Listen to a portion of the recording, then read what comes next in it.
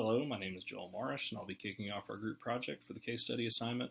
Our group consists of Takesha Alberti, Corian Jaluk, and myself. We selected case study 8.1, and the title is A New Mission for Ferryport College.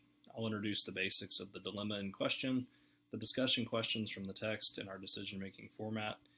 Corian and Keisha will further break down the application of the decision-making process and help shed light on answering the questions.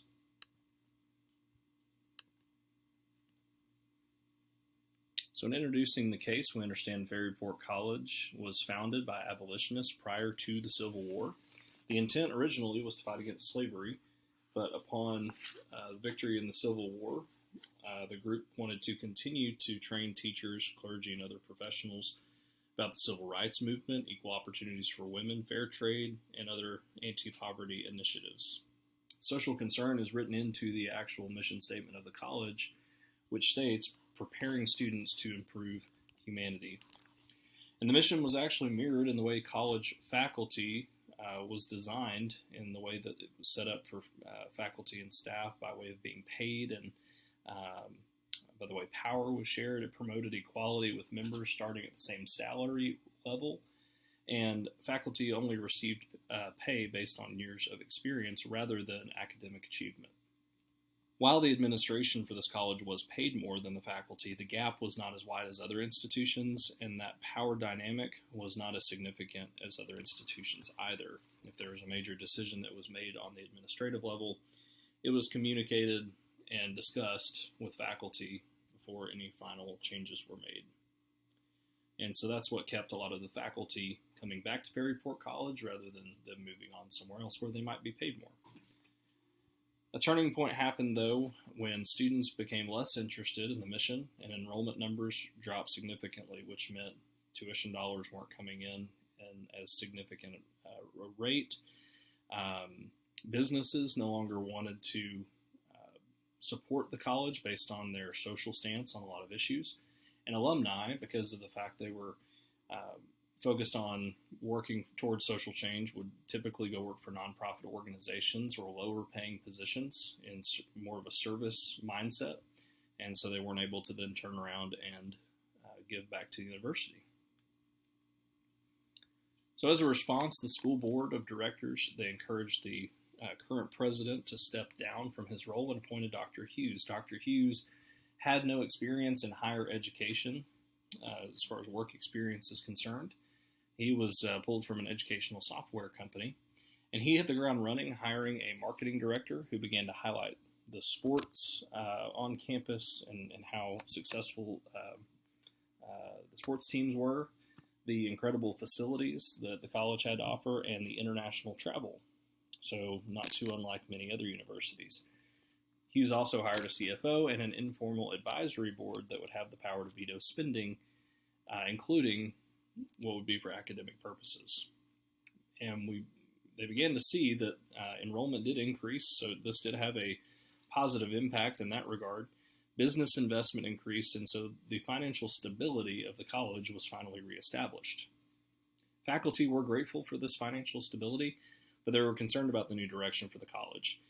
Admin were given raises where faculty was not, and the mission statement itself changed. So instead of preparing students for the ability to make social change and to improve humanity, now the mission statement read, preparing tomorrow's successful new leaders.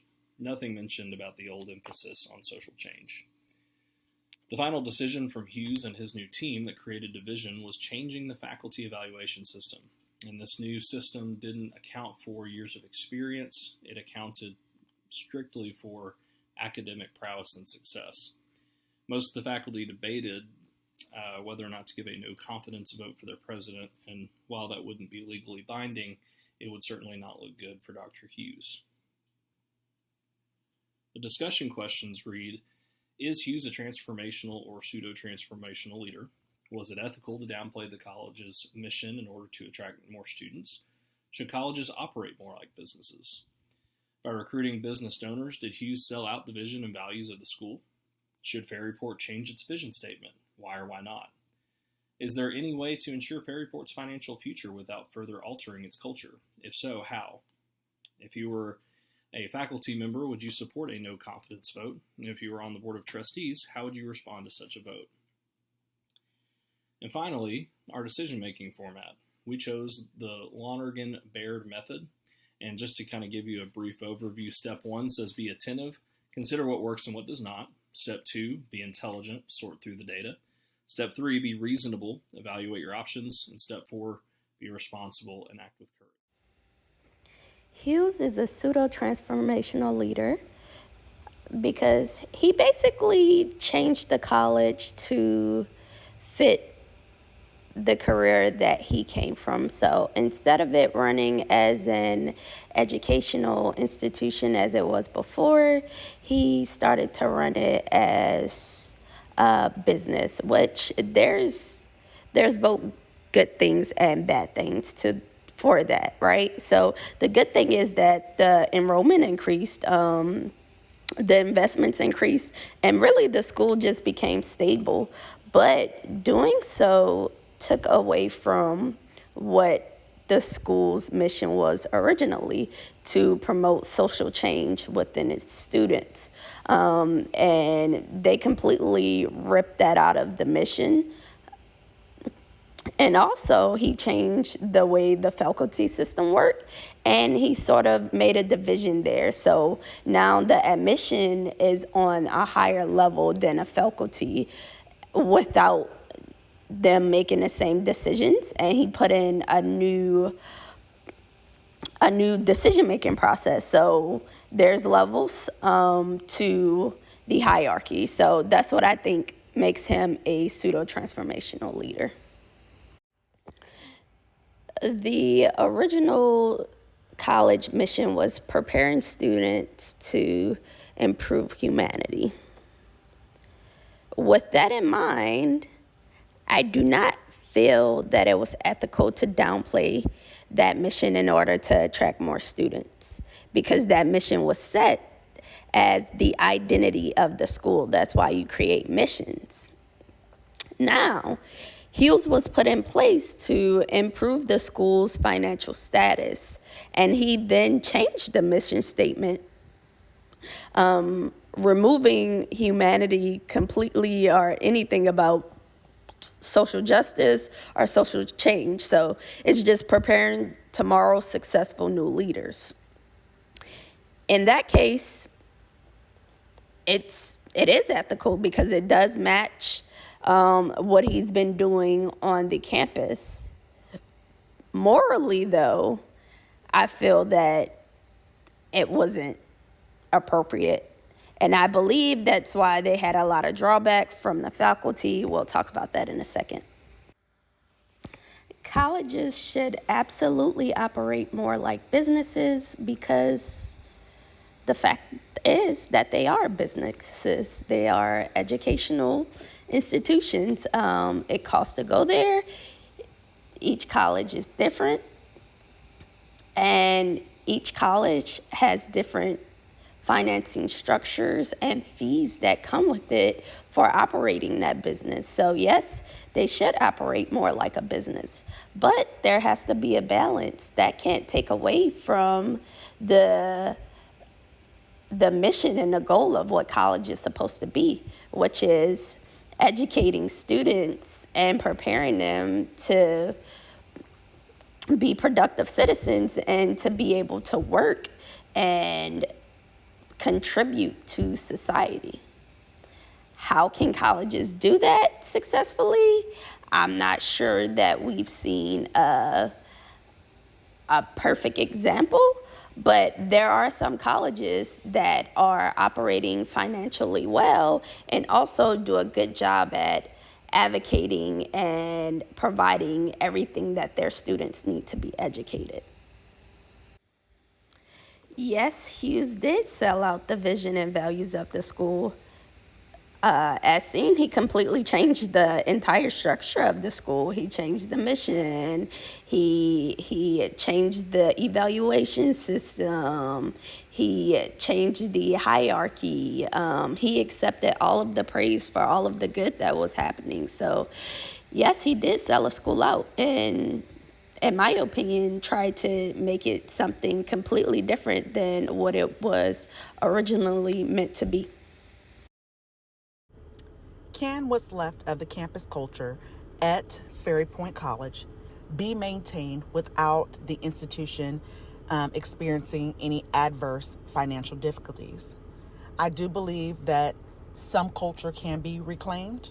Originally, the mission statement for the college was to prepare students to improve humanity. When the new president came in, he decided to change the mission statement to preparing tomorrow's successful new leaders. And his belief was, in doing so, it would kind of coincide with some of the other new things that he was implementing to better improve the dynamics of the college. However, as he did not take into account those that were there prior to him getting there. And I do believe that going back to some of the foundations, some of the foundating principles that the school originally was developed on could be incorporated into some of the different things that he is doing to improve the overall campus culture. As a faculty member, I would not support a vote of no confidence for the new president. And as a member on the board of trustees, I would support the new president's efforts in what he is trying to do for the college. However, I would encourage him to meet with all parties that are involved to include them in on this process. So therefore, he's able to potentially incorporate some of the founding principles of the college. And so ultimately, it is a win-win for all parties that are involved. In conclusion, we chose to adhere to the Longer-Bard method in our decision-making process for this particular test. As stated previously, it's important to be attentive and identify what works in this particular case. For the president, when he came in, he had to identify what was currently working for the campus as well as what was not working. And in doing so, that led him to make several decisions. You have to be intelligent and look at the data. Ultimately, the decisions that the president chose to make for the campus, the data did support those changes. However, he did not necessarily make sure that he met with all of the parties involved.